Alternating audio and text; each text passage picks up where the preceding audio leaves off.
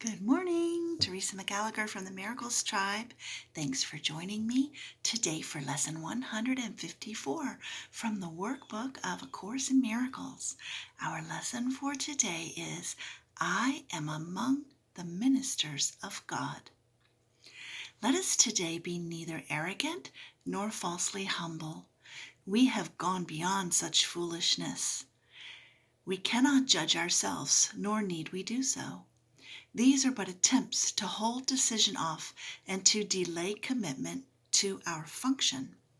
It is not our part to judge our worth, nor can we know what role is best for us.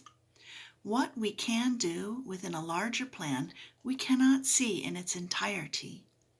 Our part is cast in heaven, not in hell. And what we think is weakness can be strength. What we believe to be our strength is often arrogance. Whatever your appointed role may be, it was selected by the voice for God, whose function is to speak for you as well. Seeing your strengths exactly as they are and equally aware of where they can be best applied, for what, to whom, and when, He chooses and accepts your part for you.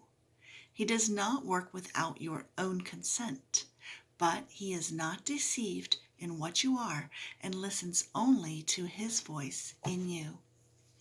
It is through His ability to hear one voice, which is His own, that you become aware at last there is one voice in you.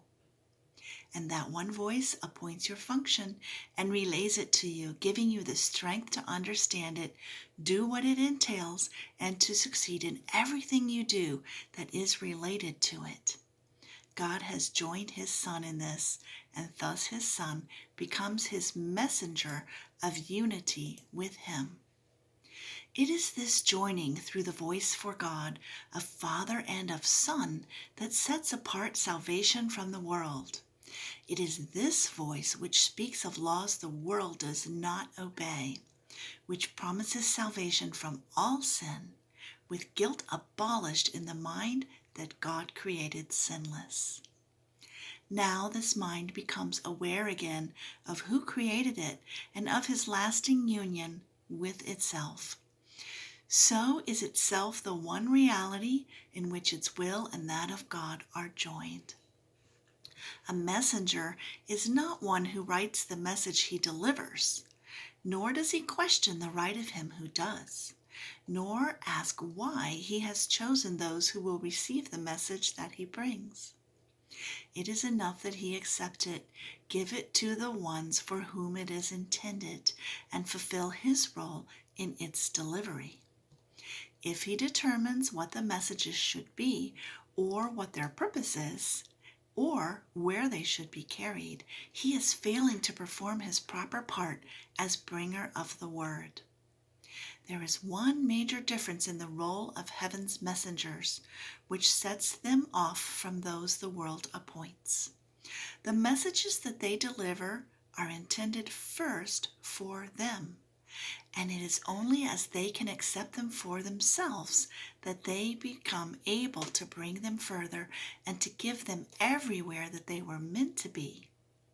Like earthly messengers, they did not write the messages they bear, but they become their first receivers in the truest sense, receiving to prepare themselves to give. An earthly messenger fulfills his role by giving all his messages away. The messengers of God perform their part by their acceptance of His messages as for themselves and show they understand the messages by giving them away. They choose no roles that are not given them by His authority, and so they gain by every message that they give away. Would you receive the messages of God? For thus do you become His messenger. You are appointed now, and yet you wait to give the messages you have received, and so you do not know that they are yours and do not recognize them. No one can receive and understand he has received until he gives. For in the giving is his own acceptance of what he received. You who are now the messenger of God, receive his messages, for that is part of your appointed role. God has not failed to offer what you need, nor has it been left unaccepted. Yet another part of your appointed task is yet to be accomplished.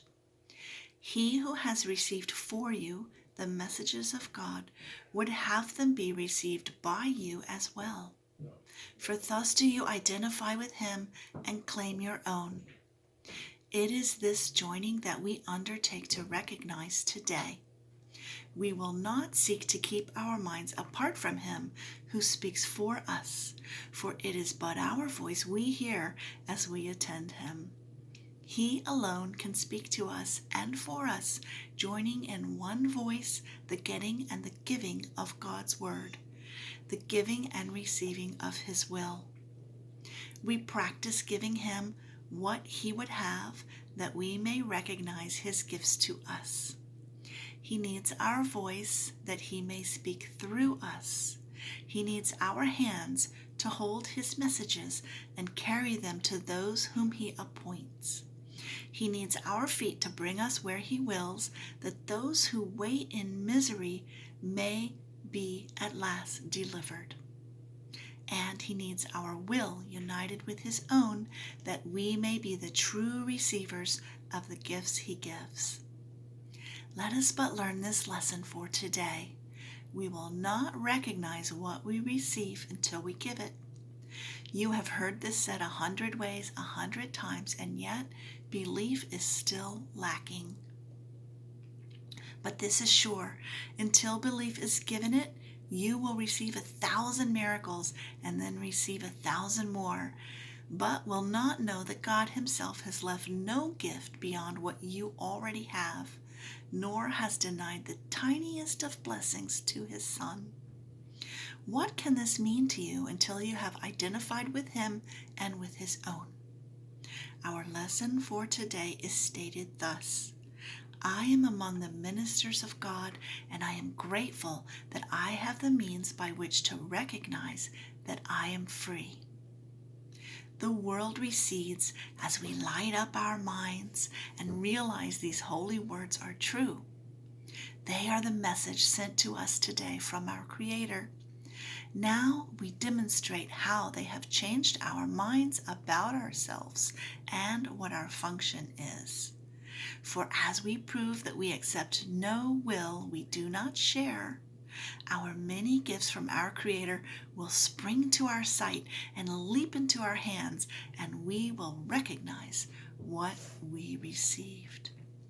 So, thank you for joining me today as another minister of God. I am among the ministers of God, and you are among the ministers of God. Have a blessed day. Bye-bye.